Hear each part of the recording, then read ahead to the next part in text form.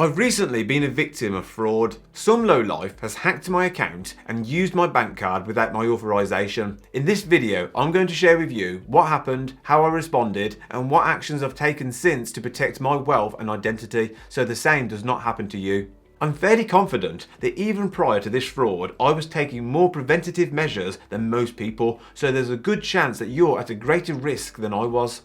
The security measures we're going to mention today are more important than ever in our digital world, and because the average person watching this YouTube channel is likely to have a lot of money worth protecting, we think it's especially noteworthy for you guys. We've also got some shocking fraud statistics for you that, if anything, should motivate you to take action. But first, go grab your free stocks and free cash from a number of different investment platforms listed on the Money Unshackled offers page. You can also get discounted subscriptions to various stock analysis sites like Stockopedia and Seeking Alpha. Now, with that said, let's check it out.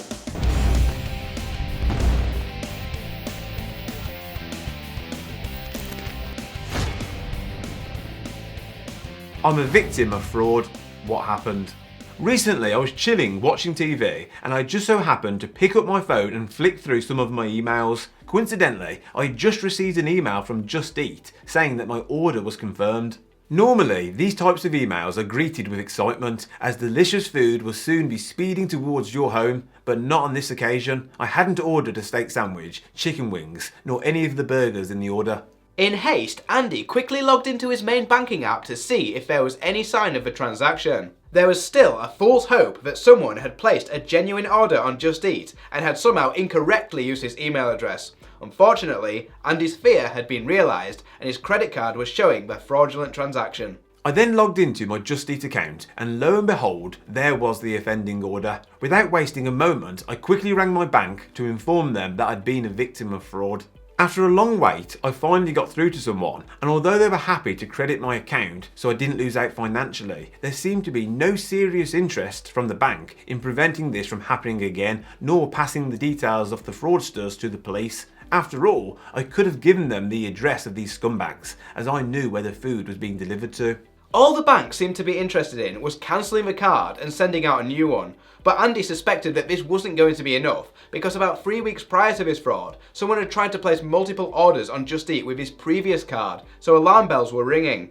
Andy had already gone through this replacement card malarkey, and security seemed to have worsened, not improved. Previously, the fraudsters had come up against a brick wall, as those first fraudulent orders needed to be authorised on his mobile app as part of the two-factor authentication checks, but they didn't have access to his mobile, so that was the end of it. Presumably, my bank didn't care because it was a low-value fraudulent transaction. The order was only around £35. They asked for no further information and gave me no advice. Immediately after the call with the bank, I gave the takeaway a call to try and prevent the delivery, but it was too late. They did blacklist the address though, so at least these scumbags won't be ordering from there again. Action taken to prevent further fraud. One successful and one unsuccessful attempt to steal money on Just Eat is a likely sign that the problem may have something to do with Andy's Just Eat account, rather than the fraudsters having access to Andy's bank card. Presumably, if the scum had access to the card, something more expensive like a holiday would have been ordered, rather than a few cheeseburgers. Back in the day, like most people, I frequently used the same password across multiple sites. This is a rookie error and will cost you big time. I stopped doing this years ago, but there were a handful of low-risk sites that I had never bothered to update the passwords for, Just Eat being one of them. The problem is there have been numerous site hackings over the years where millions of customers' details, including passwords, have been leaked onto the dark web. The dark web is a hidden part of the internet where criminals can purchase such things as hacked passwords, credit card details, and any other such data that might be useful to criminals. If you use the same password across multiple sites, you are making fraud super easy for the crooks. Any data breach on any of the sites you use will give the criminals access to any website where you've used that same password. You can actually check for free whether your passwords have been made available on the dark web, and sometimes these services will even tell you what your leaked password is.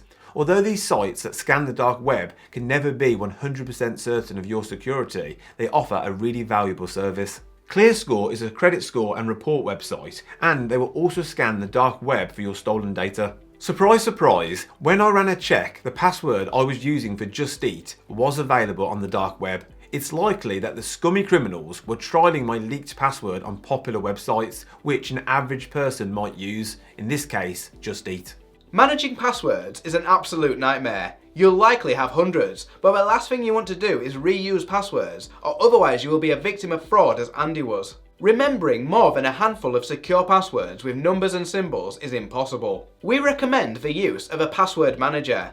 These will generate and store very strong passwords that are far less likely to be hacked, and you'll be able to log into sites quickly and easily. Lastpass is our personal recommendation, which we'll link to down below. They have a free package, but one of the paid packages is likely to be more suitable, as you can use it across all of your devices, such as mobiles and computers. If I had run the security challenge within Lastpass and taken the time to differentiate my passwords as it recommends, I could have avoided being defrauded in the first place. One additional feature for paid subscriptions that is super useful is the real-time monitoring of your email addresses on the dark web. If they identify a data breach, you'll receive an immediate alert. Another action point taken by Andy, and one that you should do every so often, is to check your credit reports. If criminals can get hold of your personal data, there is a chance they could steal your identity and begin opening up credit cards and loans in your name. Checking your credit reports regularly could help to nip this in the bud early. Checking your reports is free on some sites. You can use Credit Club by Money Saving Expert for free to check your Experian report.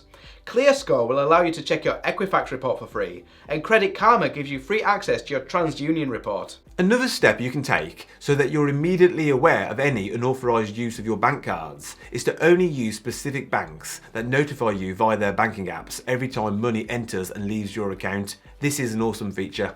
We don't know extensively which banks do this, but one fantastic bank that does is Starling Bank. We reviewed Starling in this video, so you might want to watch that video next.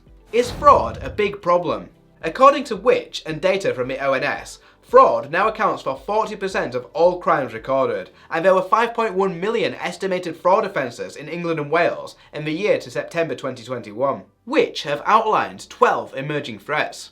In 14 months, victims lost £1.9 billion, and this represents just a fraction of the ONS's estimated number of offences, as so much fraud goes unreported. This table shows the number of reported frauds and the average loss. Pause the video if you want a closer look. Online shopping is the most common type of reported fraud, accounting for 23%, but investment fraud victims lose the most money. The comment section under our and every other YouTuber's videos have become a cesspit of crypto scams. Someone I know in their 80s fell for a crypto scam, targeting him for £500.